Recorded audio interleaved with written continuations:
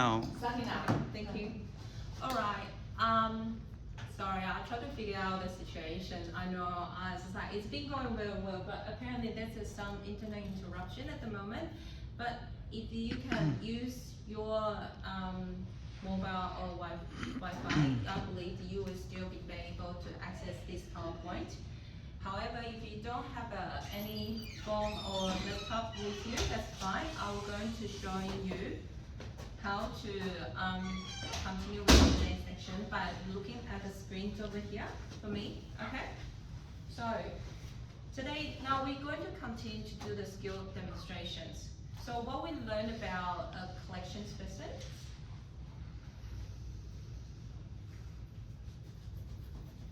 So we learn about what type of specimen, and we learn about what's the procedure of the collecting those specimens other than blood.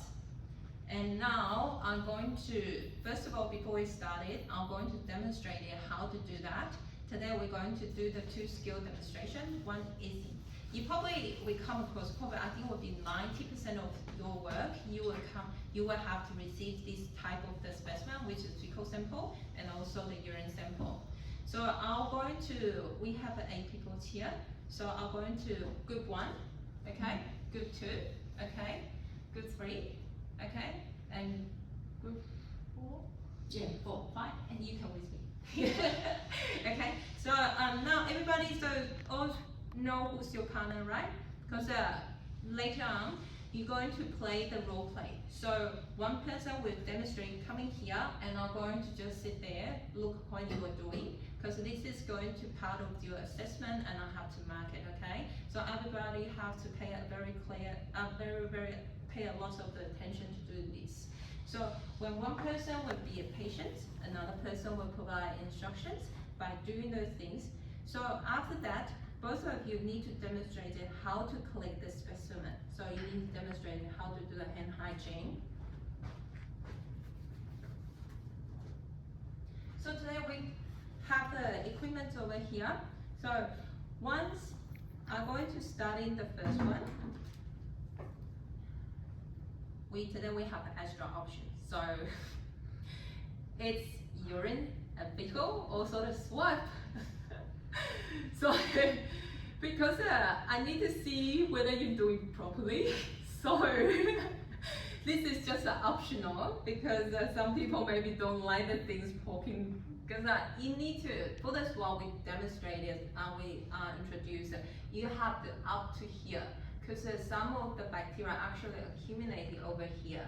So if you only here, it's definitely not going to receive any result. So, but keep to the fact, this is not pleasant. And the nature of this collection, you have to actually physically do it. So I'll let you guys decide. You have the 3 options.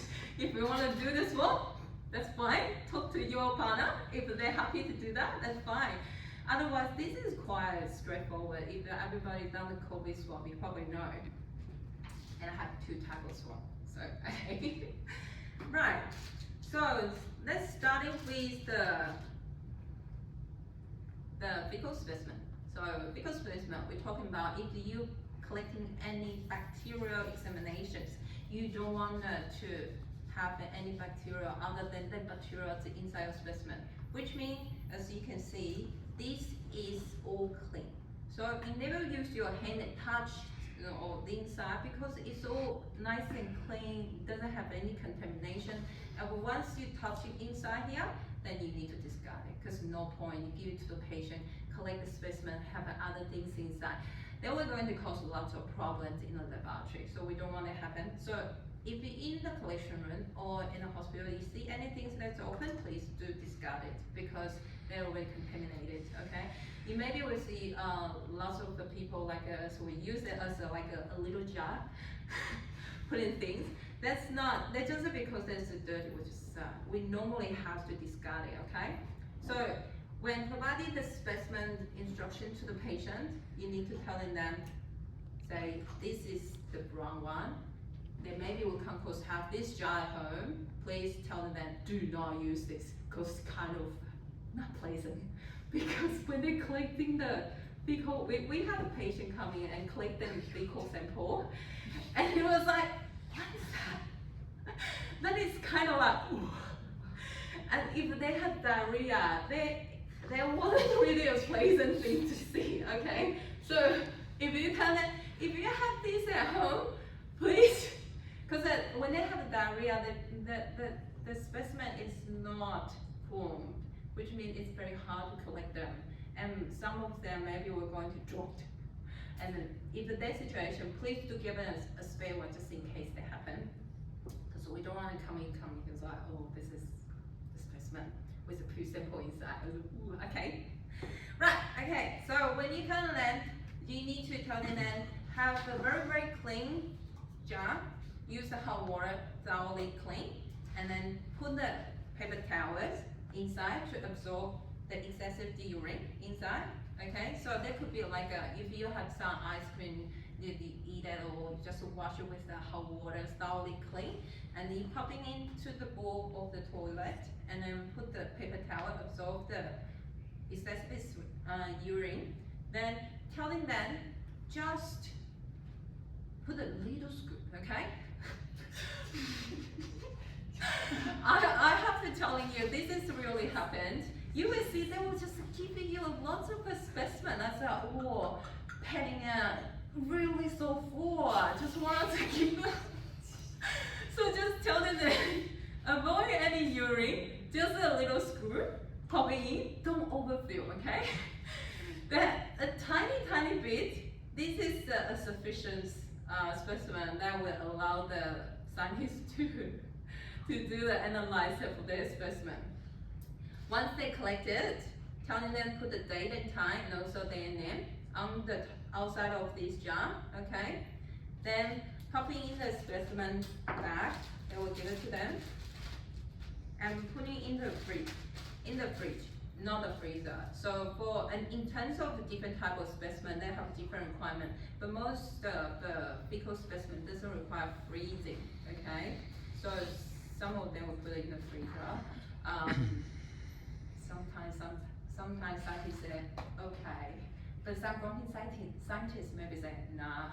So we just given the common instruction, okay? Don't put it in the freezer. And take it out straight away to the collection room, nearest collection room, and give it to them, right? So next one, we're going to introduce another one, which is the urine specimen. Yeah, this is very common. Most of us must have done this before. Has anyone done this before? Raise your hand. That's right. So, do you guys remember what sort of instruction you received? The middle part. The middle string. Yeah, and any other instruction you still haven't?